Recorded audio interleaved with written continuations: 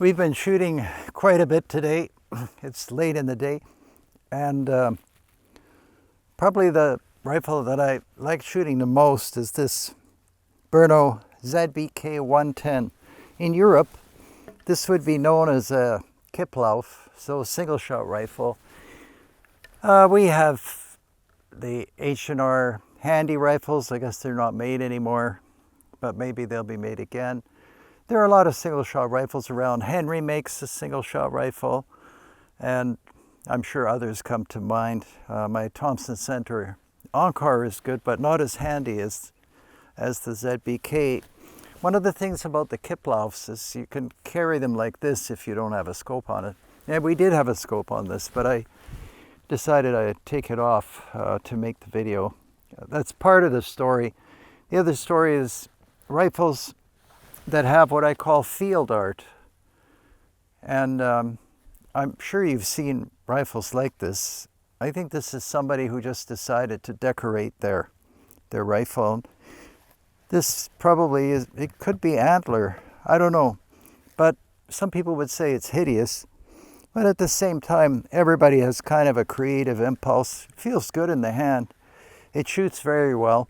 Oh yes, and it's in one of my favorite cartridges, this 5.6 by 52R. That is a great cartridge, quite practical and sufficient for deer at reasonable range. You can see the person even extended the forend. There's some sloppy checkering. This isn't really well done here, but in a way, depending on how you think about things, it doesn't matter. It's not affecting how the rifle works, and it works very well. We'll shoot it in a moment, but since we're talking about field art, there are people I know that collect rifles like this. They look for carving and unique things that the owners have done. But even more interesting to me is what they call trench art. And I've seen Lee Enfields and Springfields where the soldier has carved into the stock. A lot of times it's very crude, but I remember one that I should have bought it, but I didn't. It was a Lee Enfield, and who knows, First World War, I don't know. I wasn't thinking about that at the time. And he had carved kind of like crosses and things of, from the battlefield. And it just gave you a certain feeling. I should have bought it. Anyway, if you see carving, that doesn't necessarily mean it's not worth buying. I actually think it gives it a lot of character. And it's somebody's idea. Somebody put a lot of time. That would be a roe deer, because that's probably what this rifle was used for. Anyhow, by way of operation, it's very simple. You can see super robust action. The locking is excellent. That's never going to come undone. It'll be good for several lifetimes.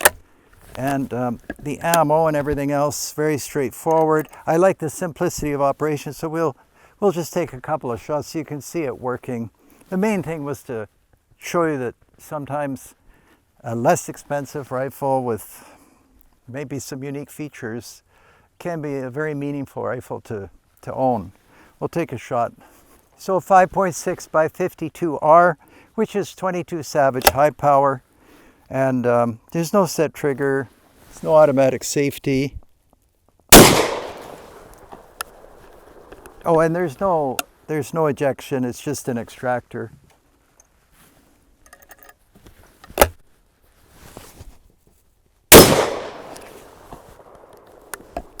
Yeah, we're shooting at sort of 20 meters and maybe 50 meters, but it essentially shoots itself. All right, thanks for watching, and keep an eye out for that field art, and especially trench art. There's just something about it, sort of a haunting thing, even if it wasn't done directly in the trench, but I have a feeling that most of the time it probably was on the battlefield somewhere in those long nights.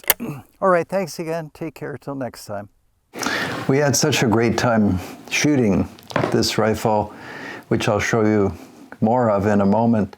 It's fantastic always getting out in nature, and ranges are good, and then there's the studio. The studio is useful because I can show you things that that I either forgot about or, you know, whatever, in the mountains. But here's the ZBK110 that we were shooting that day. And unlike in the mountains, I can show you the cartridge better. So here's this is the 22 Savage high power in the middle, which is the 5.6 by 52R. And just before filming, I thought maybe it's not a bad idea to have some kind of scale. So I had some, you know, cartridges from other videos. This is a 243, and that's a 300 blackout. But this is an excellent cartridge. You can see it has a rim. And for those of you that can't find 5.6 by 52R, have a look at 6.5 by 52R, and then put your thinking caps on. And there's lots of that ammo around, the 6.5 by 52R, which is 25-35 Winchester. Anyway, there are only so many things I can say. So throughout my history on this channel, I've said many things which are like clues. And I think that a lot of people register those clues. So that is the 5.6. And it's made by Cellier and Bellot. You can see this is not necessarily always available. There are a lot of Savage 99s in that caliber, but I'm not saying that this ammunition is always on the shelf at Cabela's, although it's surprising how much they have. Anyway, getting back to the rifle, we showed you in the mountains the carving, and I watched that kind of half of the video, and I realized I was either too preoccupied or something. I didn't show you the other side, which was begging to be shown. So that's the other side of this little rifle. And it really is a little rifle. We ended up shooting it a lot that day. It's just wonderful. Now, you can see that this is a very simple buttstock. Oh, and when I took it, I took it out of the case to clean it.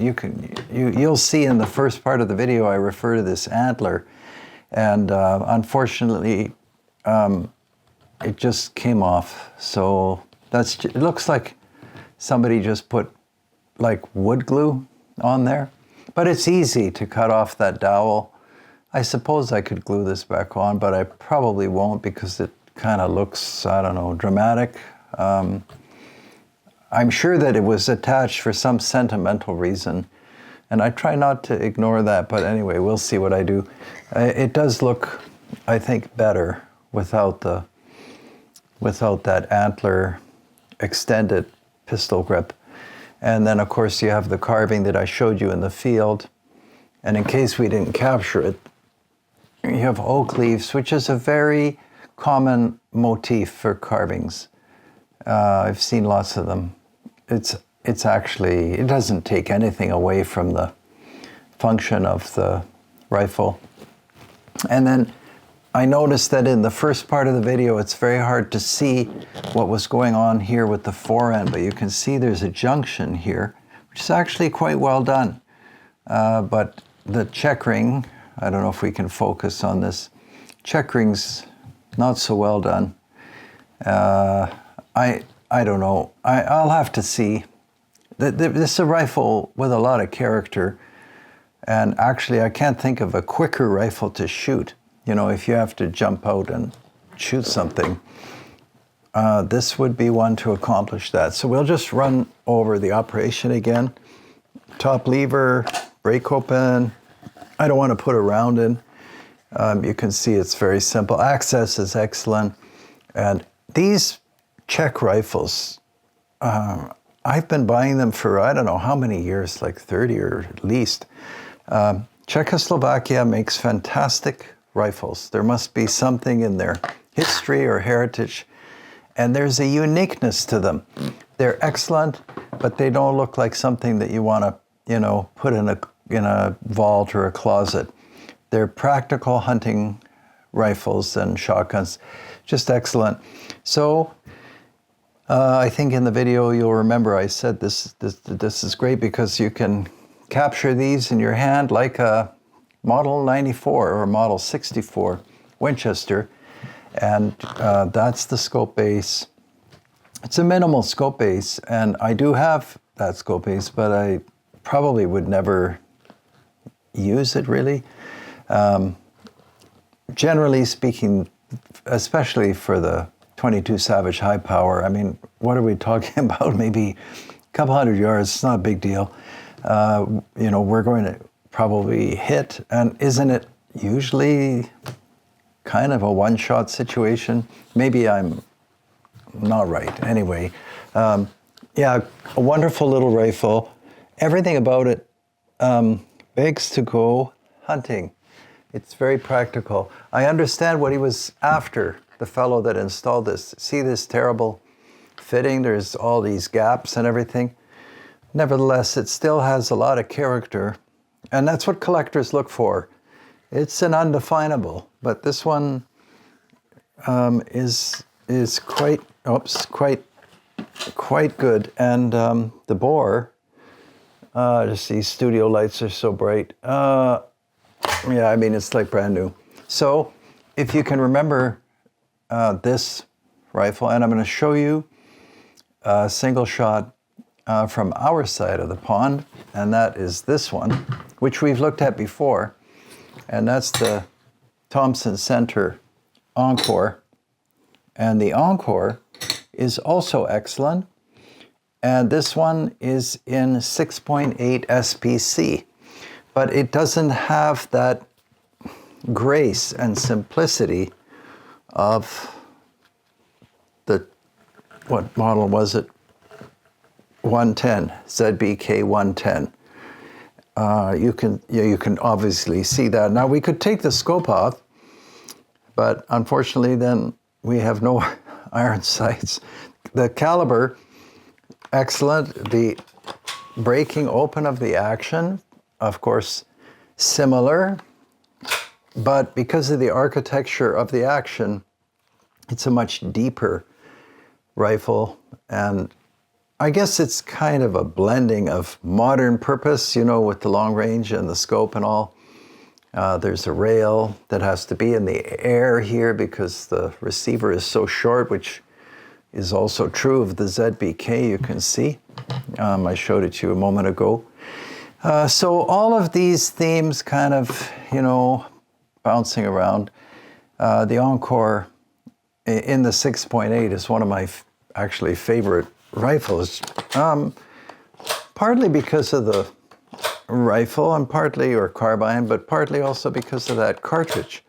I've had great success with that 6.8. I would love to have one in the ZBK. Anyway, I don't know what that all means, but it's something that someone who's interested in firearms would talk about. And we'll see what happens with this in my collection. I still like that carving, even if this deer isn't quite in proportion, the roe deer. Nevertheless, somebody put their heart into it, and it's very light, this thing. Oh my goodness, this is like, well, people would say a 22, but it's lighter than a 22. And it could be lighter still. This is a pretty blocky buttstock. And this, by the way, can be easily restocked. As I told you, in my schooling days, I made stocks and I could make them again. This one would be great. You could almost make a straight stock if you could picture that, you know, like a Model 94 or a Ruger number 3. And anyway, I'll probably not have time. All right, well, I hope you find that interesting. And thanks as always for watching. Please subscribe to the channel. I don't say that enough, or maybe I say too much, I can't remember. And until we meet again, take good care. And I guess it's hunting season, so good hunting, good shooting, and we'll see you next time.